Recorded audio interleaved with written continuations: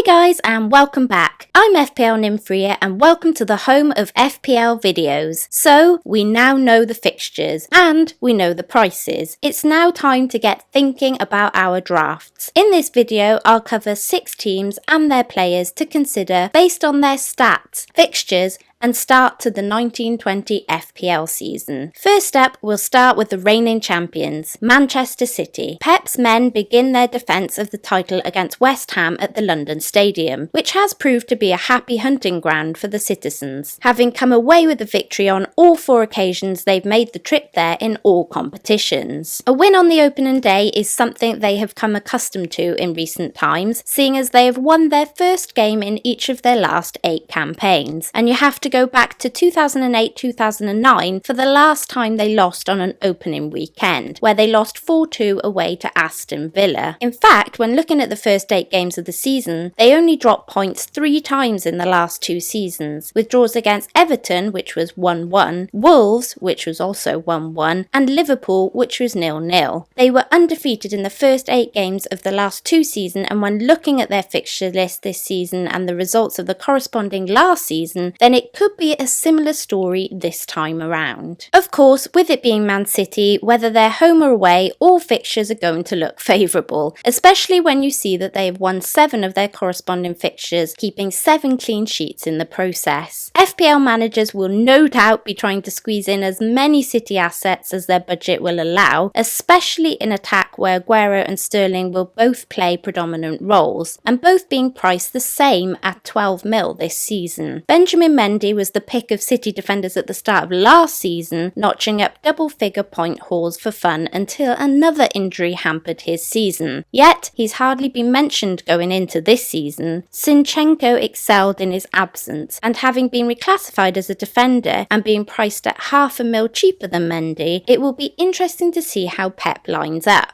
Goalkeeper Ederson was an ever-present in the City goal, and at 6 mil will likely be a prime option alongside Liverpool's Alisson as a set-and-forget keeper. A couple of players had breakthrough seasons in 2018-19, delivering on the potential of their hype surrounding their arrivals, Laporte and Bernardo Silva of note. No other outfield players played more minutes in the league last season than Laporte and Silva, and with them being labelled with competitive prices of 6.5 mil and 8 mil respectively, they could be cheaper ways into filling those Man City slots. Players to consider as FPL assets from City are Aguero, Sterling, Bilver, KDB, Laporte and Ederson. Aguero because, well, he's Aguero. Sterling had no World Cup this summer, so should be fresh. Ederson for his set-and-forget ability. Bilver because he seems the most likely player to ever be present in midfield. And KDB because we all know how great KDB is when he's not hampered by injury. He also makes Aguero a much better link-up, as he tends to get more attacking points when KDB joins him on the field. Moving on to Liverpool. Like with City, having 3 players from the European champions looks to be an early template indication.